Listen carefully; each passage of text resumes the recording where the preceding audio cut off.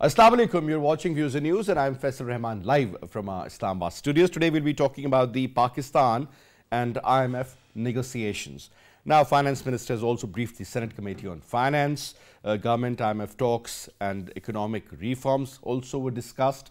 And on top, Pakistan has declined IMF's demand for renegotiation of the program. This is according to the media reports.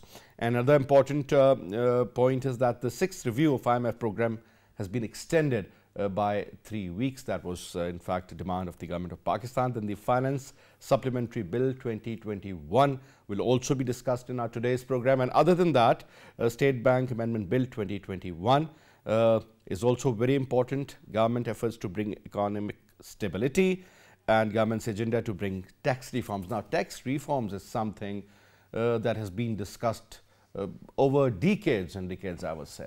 But nothing has been done so far. We always end up hearing that the tax base is going to be increased. More people will be in the tax net so that things ease out and the government has enough in its kitty. But having said that, other issues are still there. They are pending. There are a lot of issues. Retail is hardly paying 1% tax. You talk about agriculture sector, that is huge, around 21%. Hardly any taxes imposed. But when it comes to the capital markets, whenever we talk about the value-added tax, VAT as we call it, even when we talk about hardly any percentage of a point, issues always end up being in the floor of the House, and then we realize that it has been taken back. Now, why is that so? Why are people so reluctant to pay taxes? And then global energy and commodity prices hike, that has also resulted in the economic meltdown, I would say, not only in Pakistan, but overall when we look at it.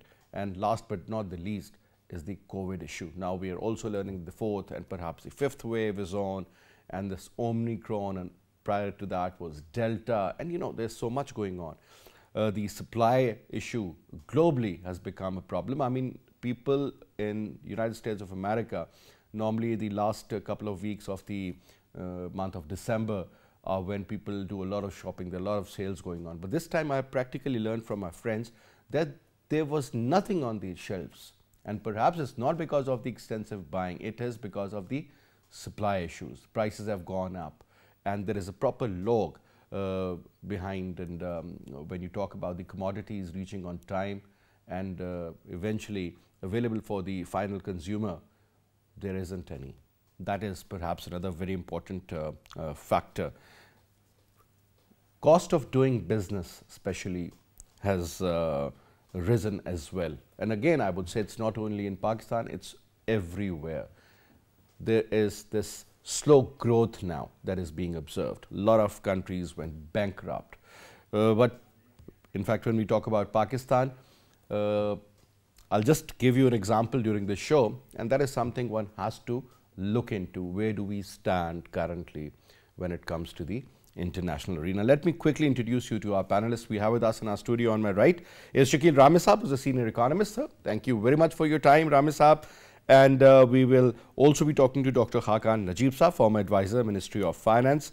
And he has also anchored the only completed program of IMF. Pleasure to have you, sir. Thank you so much for your time also. And later on, we'll also be talking to Dr. Salman Shah, former finance minister. He's going to join us, say, in another 20-25 minutes. But let me start off from you, sir. We talk about the negotiations. We talk about the conditions and the implications. And we also talk about the tax reforms. Now, sir, the major issue is we all know what IMF does. We all know that it's a trap. Perhaps it's better to stay away from IMF. But certain countries like Pakistan, countries from the third world, they are given certain programs at a very minimal, I would say, interest rate. So you can carry on, you can adjust your gaps and everything. You know, the financial issues primarily. Now, sir, there is a lot of hue and cry. Last week, I was reading that Mr. Elon Musk, the owner of Tesla and the SpaceX program, that man made 36 billion US dollars in one day. Now, this man holds 16% of the total shares of Tesla, 16. And when the prices in fact went up and they touched $1,197 a share. The man made 36 billion in one day. That means 1.5 billion in an hour. Now over here we are negotiating about $1 billion and so on and so forth. And so much hue and cry, so much of time is being wasted in the assemblies. Opposition has their own perception and perspective, whereas the government, they have their own formula. Now, so what I'm saying is that, just do a comparison between one company, one single individual and another country with so many resources, 220 million plus people, majority is young. So it really hurts me. Let's start off from there. I think you have answered your question. So one man. I think we have to cut down the size of the government. That is the basic problem right now we are facing. If you look at the bureaucracy, if you look at the number of the advisors and advisor to advisors and number, I can't understand how many people who are actually in the cabinet and who are actually in a shadow cabinet or something like that, advisors. So they are serving the government. So what is the result? Zero. And a man on the other side, he has single-handedly, he is earning $36 billion, and a country with Pakistan, we are aiming to make the $30 billion export in 1 year, and he is earning $36 billion. The point is, Faisal, if we look at the structure of this government, we are talking about economic revival, we are talking about this happened, that happened. Frankly, I cannot see anything is happening right now, so which we can say the economy will revive. They gave the example of the export. Export has been increased, yes. But how much subsidy you have provided to the textile? Billions of rupees? Oh, yes, indeed. And what is the benefit of that export? On one hand, you are taking the money from the people at the name of tax collection. On the other hand, you are giving the big guys the tax exemption. So that means you are not competitive. If your major sector of the export is not competitive, so what's talked about other sectors? One thing and second thing. We are not talking about our economy according to our own circumstances or the ground reality. We are just talking something like that. We are talking about fancy things. If you talk to anybody or startups, if you talk to anybody or technology, if you talk to other government, oh, we are going to the artificial intelligence. Do you have the capacity or the resources or the basic infrastructure to support that? No. From where you can get the growth? Your agriculture, tourism. You are ignoring the agriculture, and the debacle you did with the tourism few days back. Alhamdulillah. Whatever happened, so whom to blame? Can you imagine anybody will come to your country? We are talking about the infrastructure for the tourism for a long time, but nobody is giving any head to that. If we are talking about the GB, Gilgit and Baltistan, do you know what is the status of the toilets? If you are traveling to that area, can you find the toilets on the roads? No. So you are talking like they are dreaming something of fancy things, but which does not correspond to the ground realities. Same is true for agriculture. If we talk about, we have the potential, but unfortunately what is happening now? So we are importing food, not only the cooking oil, edible oil, but also the wheat, sugar. So 80% of your pulses are being imported. So what type of agriculture country you are? That means you are not focusing on your economy, your agriculture. Maybe there is something wrong with the direction also. Policy not is direction. Wrong as well. Their focus. They don't, because if you look at the structure of our agriculture sector, at most of the places in the southern Punjab, interior Sindh or other parts, landlords, they are using the agriculture land as a source of the power to extract the vote, not as the agriculture, you can say that for the agriculture production. If you look at the small farmer, they don't have the resources. And on top of that, if you give the subsidy, it's a blanket subsidy. Why you are giving the blanket subsidy? Because a small farmer, you are around about 89% farmer, they are small farmers. They cannot afford, if you give the 1,000 rupees concession or subsidy or 2,000, they need there are farmers who are less than 1 acre, 1.23 million farmers, they are less than 1 acre. Can they afford a subsidy of 1,000? No, you need to give them the free of cost things, cost of product, inputs. But you are giving the blanket subsidy. On top of that, what is happening to the urea right now? One side your cabinet is saying we are producing enough. On the other side, there is a deficiency. Hoarding. Black market. Yes. Hoarding. Who is doing this? First, In the case of the sugar, you said there is a shortage, we have enough sugar, we can export the sugar. What happened then? We have to import the sugar.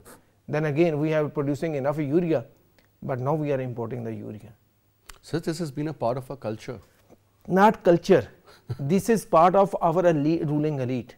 But they are doing everything, but they are not understanding one thing, Faisal. If they don't reform, then there comes the revolution. So you get some billions and billions of dollars to reform but things. One day you have to repack. And elite also have to understand, when you don't have the country, you have to give back everything. You can take the example of Shah Iran, you can take example of any dictator across the world and the rich families of the world. Then they have to pay back. And that is something one has to look into, and this is not something you just can't ignore.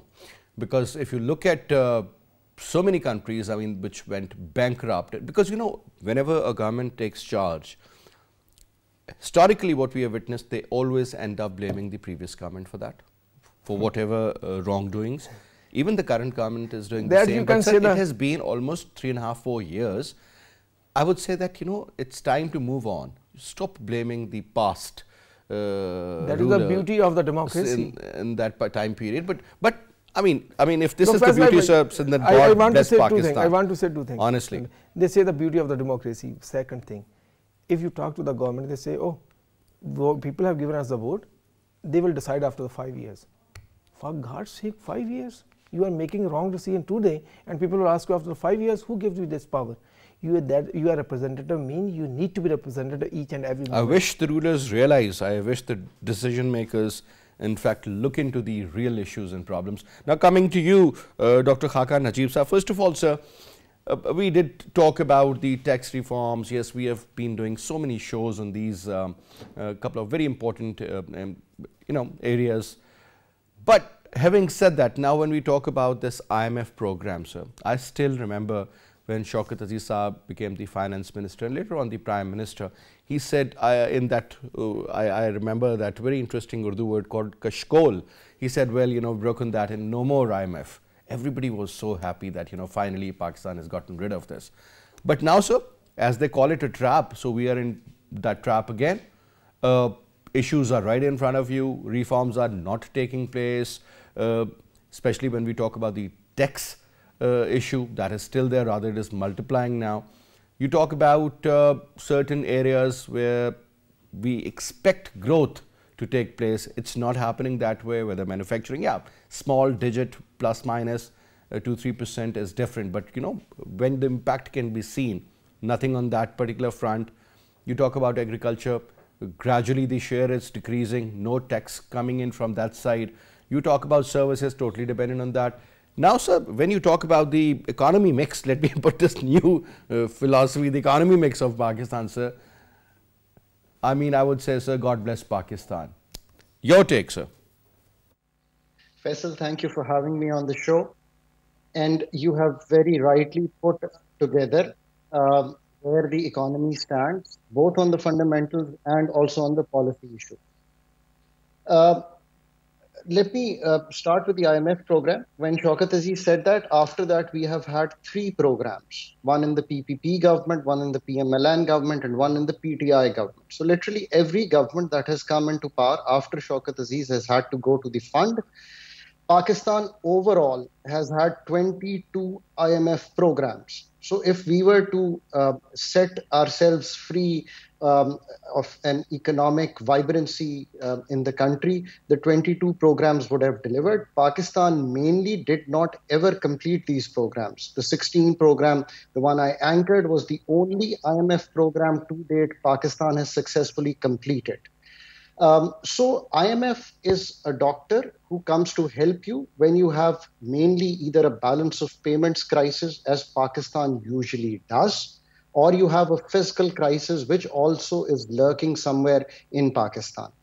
The current program has gotten delayed since October, should have been restarted in October. These 3 months have taken their toll on the 3 markets in Pakistan: the stock exchange, the exchange rate, and the money market. So since we are in a program, the best way forward is to settle these issues, go in to the markets and tell them it is solved. Now we are talking about 28th or the 31st to do this. I hope we are able to. On the negotiation that has taken place, I think I have not only done the 2 programs in Pakistan, but I have also studied a number of programs. These are the harshest conditionalities that Pakistan has signed on to. Partly, yes, geopolitics must be at play, but I think what is really at play is the competency level with which we have dealt this program, the sincerity with which we have dealt this program.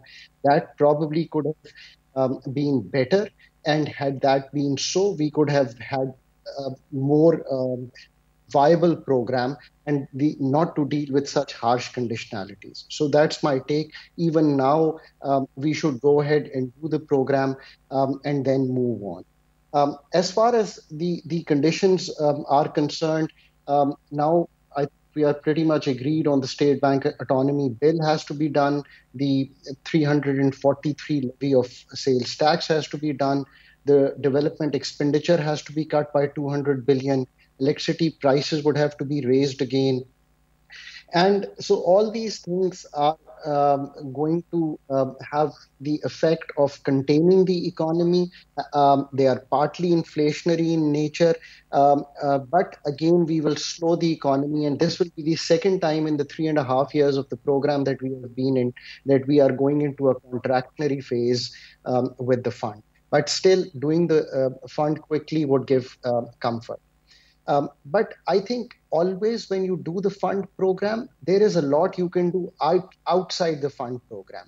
And I think that is what the government should be thinking about once we sign on to the program the 28th and complete the review.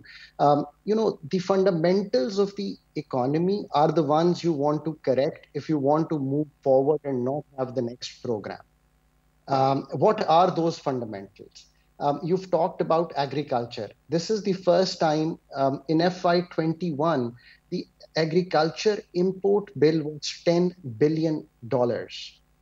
From an exporter of wheat and sugar, we are importing both those commodities.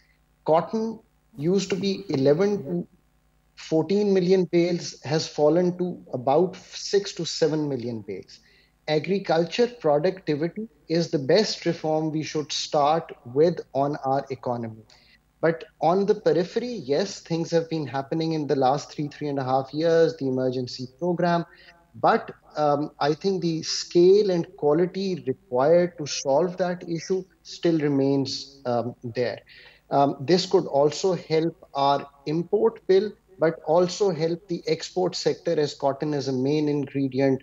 So, getting our cropping patterns right, this is the area that in the next 1 to 1.5 years. The question is, Khaqan Saab, what is the rocket science? Is it the incompetence of the government, of the people, of the advisors, of those who are involved in the decision-making process? Or things are really bad that, no matter what you do, I mean, for a layman language, just imagine that you are taking a loan to pay off the interest of the previous loan. I mean, to any layman, sir, this formula is not going to work, sir. Look at your debt to GDP ratio now. I mean, everything is on a rise. I'm not going to blame any government, sir, whether it's PMLN or People's Party or PMLQ or the current one of PTI for that matter. So at the end of the day, we are all suffering as a nation, as individuals, as families. I mean, a little example is what we all witnessed the other day. In Murray, for example, you're talking about capacity. No capacity, number one. No willingness, number two. No training, number four. And we talk about that we're a nuclear power and we'll... Sir, this was just, about 30, 40 kilometers away from your capital, and this is what has happened. I mean, nobody knows. I mean, I'm just going to give you an example that are we living in a fool's paradise? I mean, what is going on? What are we going to leave for our future generations? Because to tell you the truth, sir, I'm not going to be much involved. I've got all these numbers and digits with me. The point is that these won't make any difference. The difference is something which you clearly see on ground, sir. Don't you agree, Khaqan sir? I can't agree with you more. Our hearts bleed for what happened just an hour from Islamabad. But the problem is that we have to recognize that Pakistan's core issue remains to be competence. And that competence then translates into good economic governance or good political governance or good administrative governance. You have mentioned administrative governance, what happened in Murray, but again, coming to economic governance. So, yes, competence in every ministry remains to be a serious issue.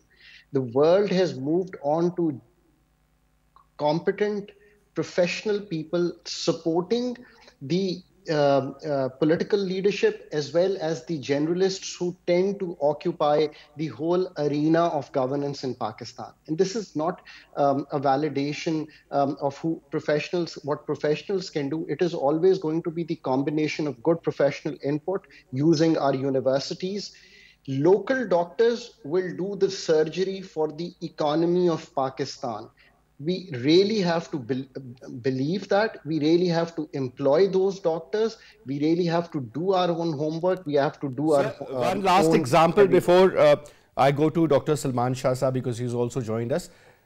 Today in the news, I was in fact reading a story, and that was about about a doctor who was a surgeon, a Pakistani one, who implanted a pig's heart in a man, right? Pakistani doctor, because that man was given that kind of an environment, that kind of research, the pattern, the fundamental and the basic, support to perform such a major operation for that matter, and he did it. The point is, sir, why don't you say, oh, well, they need to come back. Come back for what?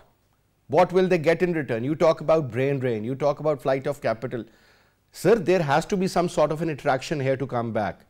I mean, this is the reality. No matter what we say, no matter what we write, what sort of statements are being issued by the ministers or the other, I would say the ruling elite. I really like this word actually, because ruling, not serving, ruling. So that is the beauty. Dr. Salman Shah Sahab, Assalamu Alaikum, sir, and welcome to our show, sir.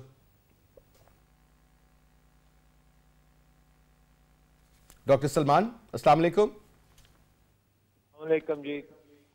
Good to have you in the show, sir. Since talking about the IMF, we have done so many programs on this, sir.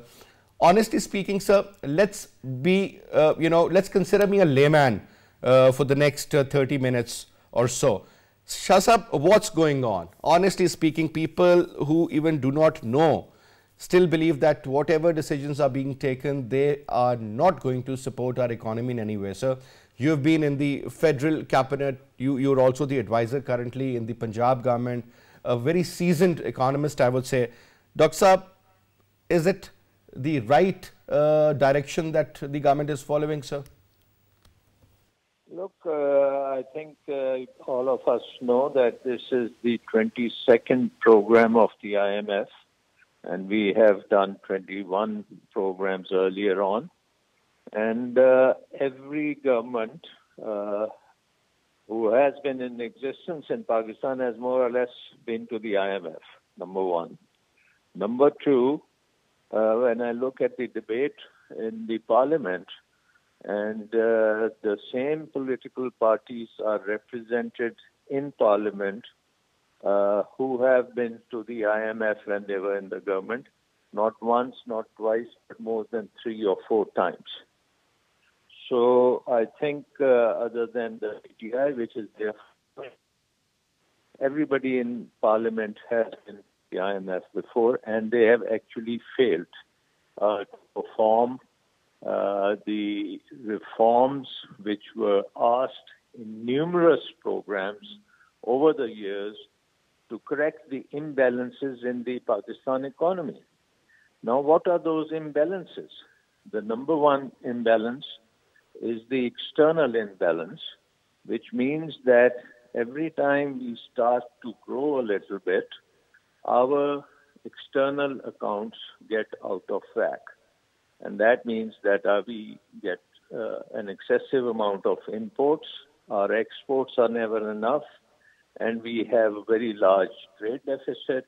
Then we have insufficient flow of other income in dollars, and we need to then finance that gap And that gap, we have to either finance it through the international financial institutions, through loans, or through going to the capital markets like the Eurobonds or some other international financial instrument for which you need certification that, yes, you have a healthy economy. And then if we try to correct these imbalances, we have to pay a very huge price, because in the 22nd program, we are facing a mountain of external debt. And the refinancing of that debt requires about $15 billion every year. And this will not just disappear tomorrow. It is going to stay there for quite some time. And every government which will come tomorrow or day after will have to face that issue. So that issue has to be solved. And the IMF is saying you can solve this issue if you do the right policies. And the policy prescription is that you have an exchange rate, which is market dependent. So if you have an excessive demand for dollars and your economy is not generating dollars, then the rupee will have to go down and find its value according to the market. And when that happens, it leads to a lot of inflation, because the purchasing power of the people is eroded. So I think that is one issue on which we have the parliament to endorse all these policies. And the problem with this has been that the central bank, the State Bank of Pakistan, has not played its role in defending the external balances of the country, either through exchange rate management or through other means of controlling inflation. And that's what you see happening now with this bill. So I think that we need not panic on this. This is a man-made catastrophe, and we will have to solve it. Of course, there will be some pain to it. But once you have taken the pain, the next step is that, yes, now if you are stable, if you have turned the incentives in the economy from an import-led economy to an export-led economy, gradually you will come out of this mess. And as you come out of this mess, you don't have to totally pay back the loans, but you have to grow the size of the economy so that it can bear the burden of this debt. So I think that we are crying a lot about this whole program, but we all know that this is a lot of politics and very little of economics in this hue and cry. I do understand, sir. Politics is always there and will remain there as well.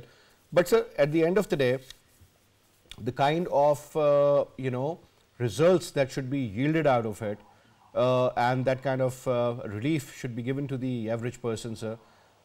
Whether you talk about any government, sir, I mean, that's not there. Unfortunately, it's mounting and mounting and mounting, and an average person is under debt. I mean, everybody is around 150,000 rupees.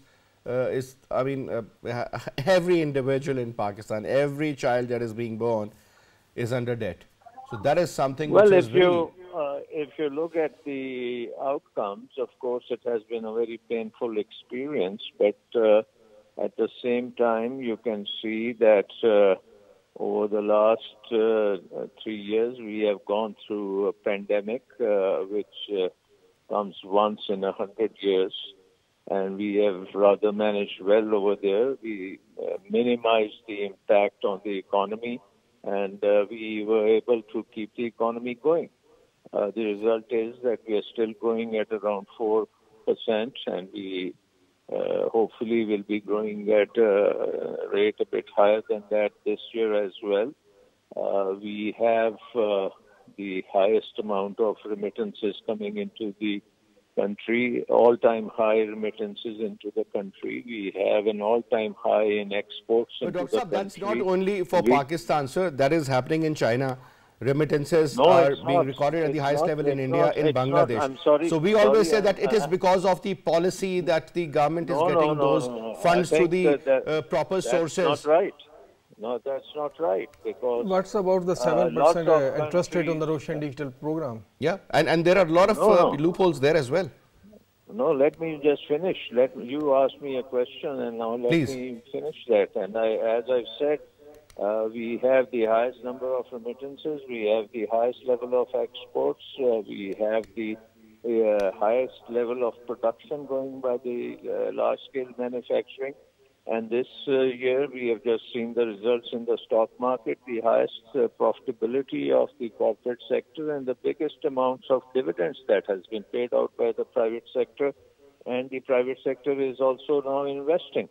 The private sector credit is increasing very sharply.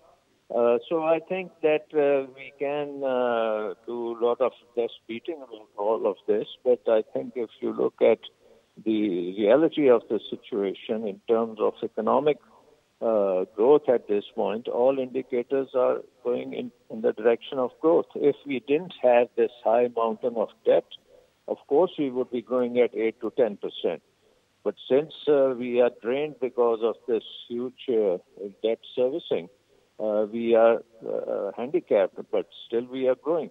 And I think that if you look at it, that this is the first time that the entire country is having universal health insurance. It is it's a game changer. It's never happened in a third world country that every citizen is protected and it is free. It is free of cost. So I think that this totally transforms the health sector.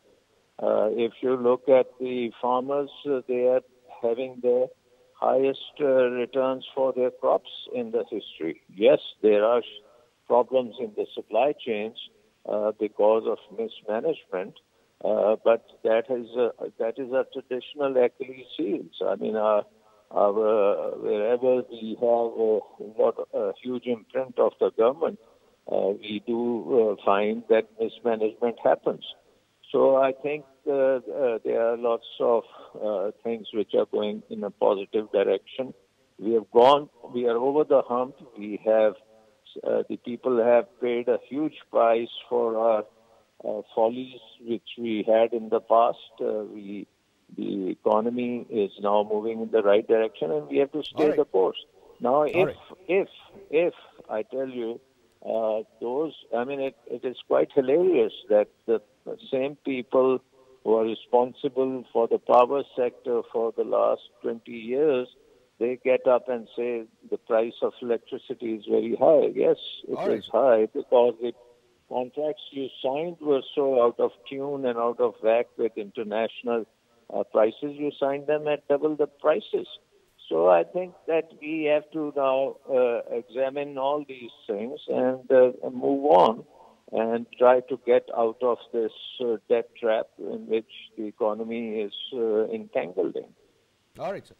So coming to you, sir, getting more loans to pay off the previous interest of the loans, and we believe that we are all good to go.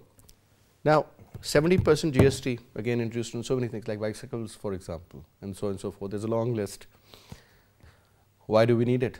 Because Tareen Saab says, well, this is going to have a negative impact because the inflation is going to go up. But that's for the, sir, whenever inflation goes up, it's currently in the double digits. Forget about the food items, the regular items I'm talking about. Look at the prices. Forget about the imported products. I mean, what's happening? I think if you ask me, Faisal, the biggest problem we are facing that is intellectual dishonesty. If somebody is sitting in the government, for him or for her, so everything is the best in the world. If somebody is in opposition, so everything is bad for him or her. Tomorrow if they would be in the government, they will tell you the rosy picture.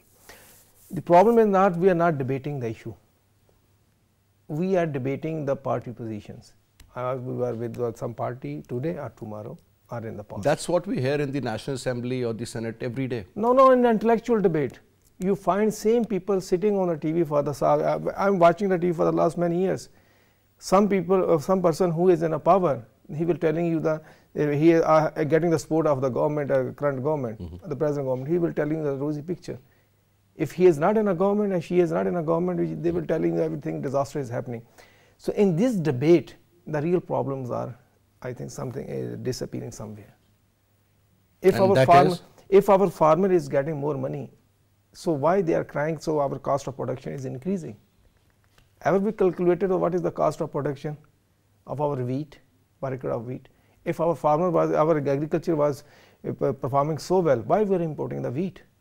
Have the people started to eat more? Even well, that could be one factor, because so in the last year, this year we could not find the correct figures. Some minister was telling us, so this is the amount of the wheat we have produced. Finance minister said, no, this is the amount of the wheat we have produced. So to whom we believe? One thing and second thing, it is good the government is giving the big, the huge social protection net, like the health care, SARS program. From where we are getting this money? Printing. We don't have the 1 billion to repay. Are we printing it? So we don't have 1 billion to repay to the IMF. From where we are getting this money? This is a question. It is good. Every citizen should be must have free health care. They must have the free education. Nobody is talking about the education right now, because the education is such a big mafia now in this country. You cannot compete with them. Everything is, by the way. So you cannot compete with education. Them. So it has become on top of that, again, I am coming back to my point. The biggest mafia is this intellectual dishonest. They are extracting their benefit from every government, but changing their names or changing their faces, or the loyalty. So if we really want to, we can talk a lot about the indicators. We are in every program we are talking about the indicator. That indicator has gone worse. That indicator has gone worse. So that is happening. That is happening. There is nothing new. Even the faces, you call me or some other people, 2 or 3 people, so we are debating the same thing. Sometimes I feel like that the people must be thinking we are like the stupid people, we are talking about the same thing. So what to talk? Salman Shah Sahab is sitting in the government, he has the best understanding of economics. Why he is not giving a solution? Why they are trying to cover up everything? So we are saying the best agriculture performing. 89% your people who are from the agriculture sector, they hold the less than 12 acre. Correct. More than 3 million people farms, they have the less than the 2.5 acre. Are they getting this subsidy? Or even the fertilizer? So there is a fundamental question, why we are not able to provide the high quality seed, high yielding seeds? Why our production productivity is lower? Sir, as they say in management, one thing, okay, go ahead. They said we have increased the production of the wheat. It was due to the increase in the area of the production, not due to the productivity. And due to that, last year our production of cotton went down, because the area of production was replacement down for the wheat crop. So this is a management. Leave alone the governance, leave alone this future strategic vision. And we talk about the global warming and weather pattern change. There is a program, climate smart agriculture. There is a program on climate smart agriculture with FAO. For the last 2 years, it could not start, because our ministries are not providing the required support. Very good. So that is the dilemma when we say that. No, sir. There is, in management, they say that if you know your problem, half of your problem is solved, and then there is a proper procedure how to come up with a viable solution. Know the point is that what's the rocket science here? Know it and accept it. That is a problem. If you say, no, this is not the problem, so how you can solve it? If somebody is sick, sir, and you end up saying, no, you'll be fine. You know what? The person is actually at the 4th stage of the lung cancer, let's suppose. I mean, let's not give false hopes. That is also something which should be taken care of. But again, one important factor that I really want you to throw light on is, sir, since you have worked in the government sector, you have also been working very closely with this CPEC project. And I never worked in No, I'm saying that you really keep an eye on that, and I keep on seeing your interviews and so on and so forth. Now, sir, even if you dig deep into the CPEC issue, sir, there are, I would say, thousands of issues there as well. Management, governance, transparency, But time is again something very important which I think we do not realize. Look, if you talk about a CPEC, every ministry is a champion of the CPEC. Because this is what we've been hearing throughout the time Every when PMLN ministry, was in power. Every ministry and every department. But nobody is working. The one example is what we did with the power project in the Gwadar. What is the status of special economic zone? The person, General Bajwa, Asam Bajwa, he was doing well. So he was no more in the system. I think he was leading and giving the momentum to the SEZs, special economic zones. And that's what happened. Now coming to you, sir, like Khaqan Saab, every issue has a solution, sir. Sometimes, you really have to, sort of make sure that things should just move in the right direction. Direction should be, don't you think that we are more or less like a rudderless plane at the moment, sir? So, Faisal, I mean, we have all agreed that the footprint of the government needs to go down. Whether it's setting the prices in the agriculture sector, to moving out of running the state-owned enterprises and moving on to a privatization agenda of the kind Pakistan has never ever seen, to reconfiguring an energy market beyond changing of the prices. Who will run the discos? How the regulator will regulate the private sector in the discos, to making sure that we get our incentives right. And the incentives not to the real estate, but to the productive 5.2 million SMEs in the country.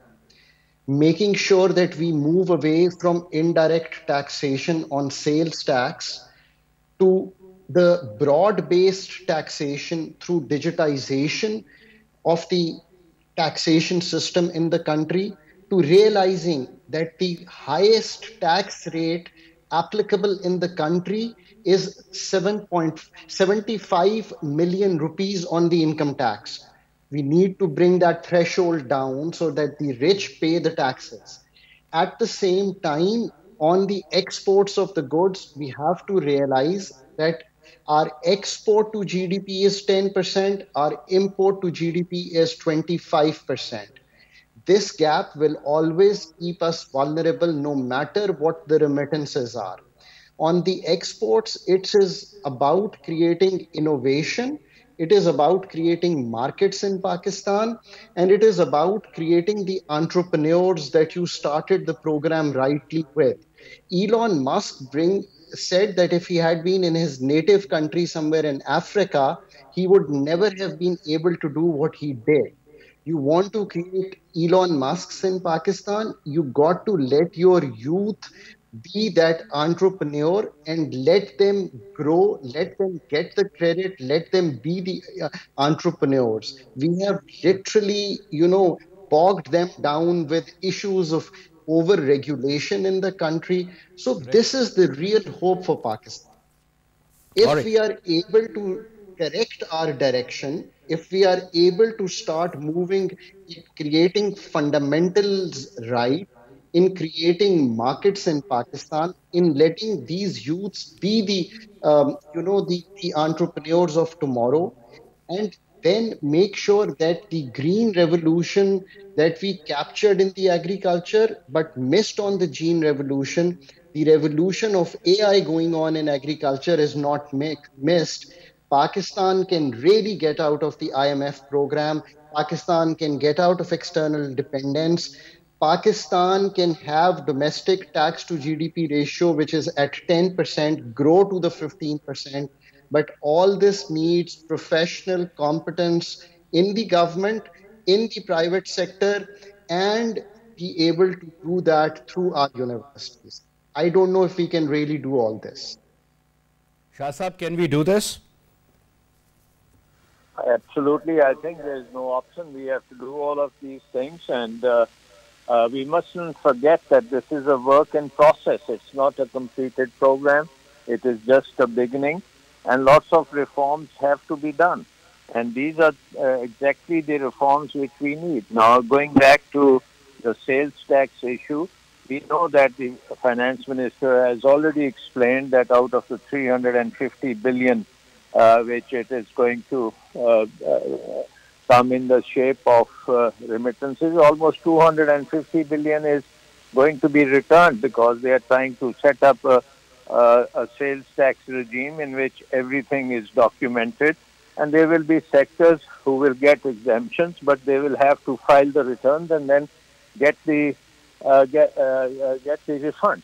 So that system is a global system which they are trying to put in place. So I think if we look at the net impact of all the taxes, and somebody said that this is going to be very inflationary, when you look at the total output of the economy of 60,000 billion rupees and the tax, even if we apply the full 350 billion, it is less than 0.5% of the total production. So I think to say that it will increase the cost of production in the country, that there will be a huge inflation, is not right. As I said, we have already paid the price of inflation. This is something which is necessary to do some documentation of the economy, which is needed. And then the reform agenda is quite extensive, and this includes the reform of the agriculture sector, bringing up the productivity and yields, because there is a lot of opportunity in this area of better seeds, better mechanization, better water management, and better access to the markets. Good governance, basically, Shah Sahab. Please? Good governance, in short, right? Of course it is. It means that for 70 years you have run an economy with the administrative approach to the economy, and if you want to make this economy into a value-added economy where value chains are global, where we are going to be an export-led economy, then the management is not administrative, then the management is facilitative, and it has to ensure that the infrastructure for the various value chains are in place, the financial mechanisms are good, the NOC regime has to be abolished, and we have to let entrepreneurship flourish in the country. I mean, that's the way forward. But anyway, Shah Sahab is totally running out of time. I would like to say thank you so much to you as well as our guest, Dr. Khaqan. And it was a pleasure to have you, Ramay Sahab, as always. And that's all we have for this hour. I'll see you inshallah tomorrow. Till then, you take good care. Khuda Hafiz.